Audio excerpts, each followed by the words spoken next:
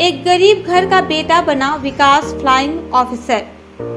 कहा जाता है जहां इच्छा शक्ति और संकल्प हो वहां अभाव मायने नहीं रखती।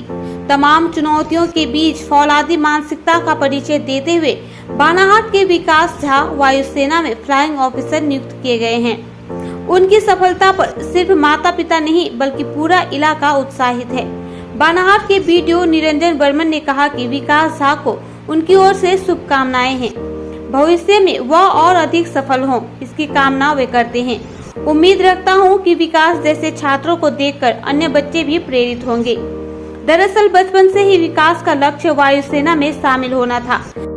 शनिवार को ज्वाइनिंग के लिए जाने से पहले महावीर बस्ती में किराए के मकान में विकास झा ने कहा कि वह देश के लिए अपना सर्वश्रेष्ठ देना चाहते हैं। विकास के पिता बागेश्वर झा बानाहाट के चामुची चौराहे पर पान की दुकान चलाते हैं।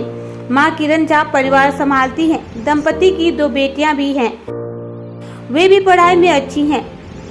सबसे बड़ी बेटी नेहा पोस्ट ग्रेजुएशन की छात्र हैं। छोटी बेटी रीता कॉलेज में पढ़ रही हैं।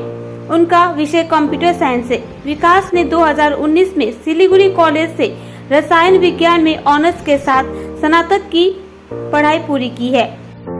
तभी से उन्होंने एयरफोर्स ऑफिसर की परीक्षा देनी शुरू कर दी थी। लगातार 1 साल की ट्रेनिंग के बाद अब उन्हें फ्लाइंग ऑफिसर के तौर पर कमीशन दी गई है। बागेश्वर झा ने किसी तरह अपनी भावनाओं पर काबू पाया हो और कहा, अपने बेटे की सफलता का यह दिन देखने के लिए मैंने कितना कष्ट सहा। उनकी मां ने भी काफी परिश्रम किया है। पान की दुकान से 5 लोगों के परिवार का भरण पोषण करते हैं। लड़के लड़कियां को भी बहुत त्याग करना पड़ता है। पड़ोसी सीता छेत्री ने कहा कि विकास सिर्फ पढ़ाई में ही नहीं बल्कि व्यवहार में भी काफी कुशल हैं। ये मोराघाट चाय बागान का एक भाग्य है कि ऐसे बागान में भी विशाल शाह जैसा एक वैज्ञानिक पैदा हुआ।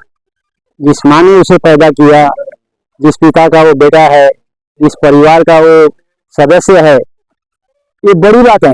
और मोराघाट चाय बागान के जो भी पढ़ने वाले, स्कूल में पढ़ने वाले सभी बच्चों को ये प्रेरणा है। इनसे प्रेरणा लेकर के इन्हें आगे बढ़ने का मौका मिलेगा। एक्चुअली मैं इंटरव्यू देने गया था अभी। उससे पहले बीएड के बेसिस पे होता है या फिर बीएड और रिटन टेस्ट होता है। तो मैंने दोनों दिया था और दोनों से मेरा हो गया था सिलेक्शन। उसके बाद मैं इंटरव्यू देने के लिए गया था अभी 12 तारीख को जून में मुंबई में। तो फिर इंटरव्यू दे के आया तो अभी कुछ दिनों पहले रिजल्ट आया तो इसमें हो गया। हाँ, तो वो इंटरव्यू देने गया था, अभी कुछ दिनों बाद रिजल्ट, मतलब कुछ दिनों पहले रिजल्ट आया था तो उसमें हो गया। वो साइंटिफिक ऑफिसर ग्रेड 11।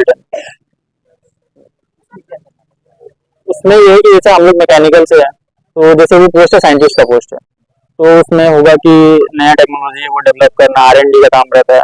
अब जैसे भाभा एटॉमिक रिसर्च सेंटर है तो एटॉमिक जो भी है न्यूक्लियर साइंस में रिसर्च होता है।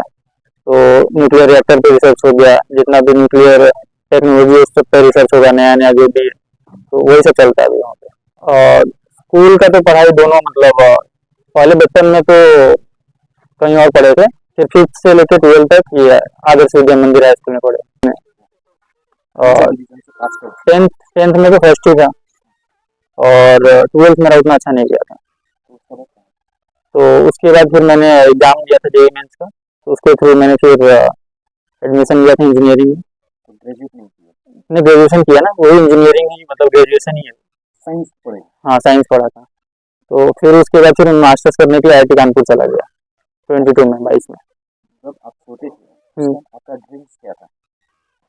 ड्रीम तो यही था कि रिसर्च करना है, मतलब रिसर्च बेस्ड काम करना है, कुछ मतलब करना है। अच्छा लग रहा है, खुशी का बात है। कभी सोचे थे एक चाय बागान का लड़का? नहीं सोचे थे, लेकिन अब इसका मेहनत बच्चा का। क्या सोच के पढ़ाए थे आप लोग, क्या होगा? बाबू तो वही सोच के पढ़ा था कि इसको वही जाना है।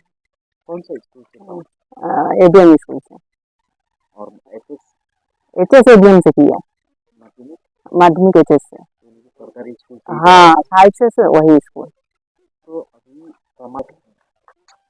सरकारी स्कूल से भी पढ़ के बच्चा बहुत कुछ कर सकता है। स्कूल है, लेकिन समझने से सब है, कारण कि वही किताब जो वो खरीद कर बच्चा लोग लाता है तो बोलता है प्राइवेट है, स्कूल में है, इसलिए किताब का ज़्यादा ये है। वही किताब सरकारी स्कूल में मिलता है तो इसका ज़्यादा ये नहीं है, लेकिन पढ़ने से तो सब कुछ, किताब एक ही है, शिक्षा एक ही है। पढ़ाई करने से सब बच्चा आगे बढ़ सकता है, सरकारी स्कूल हो या प्राइवेट स्कूल हो। बहुत खुशी का बात है, बहुत खुशी का बात है। और शायद ये एग्जाम्पल सेट किया कि विदाउट एनी प्रॉपर या limited resources, without any proper infrastructure, चाय बागान के अंदर, मोराघाट चाय बागान के अंदर एक विद्यार्थी विशाल सा उर्फ राजा बोल के हम लोग उनको जानते हैं, वो जिस मुकाम तक पहुंचे हैं वो यहाँ के जनरेशन के लिए एक बहुत बड़ा उदाहरण है कि अगर कोई चाहे तो कोई भी राह कठिन नहीं है, वो अपने स्तर तक पहुंच सकते हैं। आप तो यही सर्कल का टीचर भी है। एक टीचर होने के नाते क्या संदेश देना चाहते हैं समाज को? एक एग्जाम्पल है कि सभी को मतलब पढ़ाई लिखाई को अव्वल दर्जा पे रखे। उनके गार्जियन को ही बोलेंगे कि वो अपने बच्चों को जब स्कूल भेजते हैं तो वो स्कूल के आने के बाद में उनका पढ़ाई लिखाई वो कर रहे हैं कि नहीं कर रहे हैं, स्कूल में जाकर उनके टीचर से, हेड ऑफ इंस्टीट्यूट से अवश्य मुलाकात करें, उनके बच्चे के बारे में जानकारी ले। ये एकदम बहुत ही बेसिक नीड से जो चाय बागान के जो गार्जियन है इसमें बहुत पिछड़ा हुआ है। महसूस तो अच्छा हो रहा है अभी। हाँ, कारण कि बहुत मेहनत से इसको पढ़ाया बच्चा को। हाँ, वो जब भोपाल में वो गया इंजीनियरिंग पढ़ने के लिए तो उसके पास, हमारे पास तो कुछ था ही नहीं। हाँ, उसके बाद में मैं उसको बोला कि बेटा तुम इधरे पढ़ो, वो बोला कि नहीं यहाँ तो नहीं पढ़ूंगा मैं। हाँ, मैं केमिकल इंजीनियर पढ़ूंगा मध्य प्रदेश में। हाँ, तो उसको पढ़ाने के लिए हमको लोन निकालना पड़ा। हाँ, 50,000 मैं निकाला बिना ओडी स्टेट बैंक से, और 50,000 मेरा विशेष निकाली आंध्र भाषा बैंक से, जहाँ की उसको सैलरी मिलता है वहाँ से। हाँ, अब वही मिला करके उसको एडमिशन कराया वहाँ पर। हाँ, अब वो कभी कॉलेज में जाता था तो कभी भूखे चला जाता था, खाना अपने बनाना था उसको और बना के अपने खा के जाता था कॉलेज में। क्या सपना था आपका बेटा का? हाँ, बेटा का सपना था कि हाँ, मैं साइंटिस्ट बनूंगा। और आपका क्या सपना था? मेरा भी सपना वही था कि जो तुम पढ़ना चाहते हो वही पढ़ाऊंगा मैं तेरे को, चाहे क्या मैं भूखा रह जाऊंगा लेकिन तेरा सपना मैं पूरा करूंगा।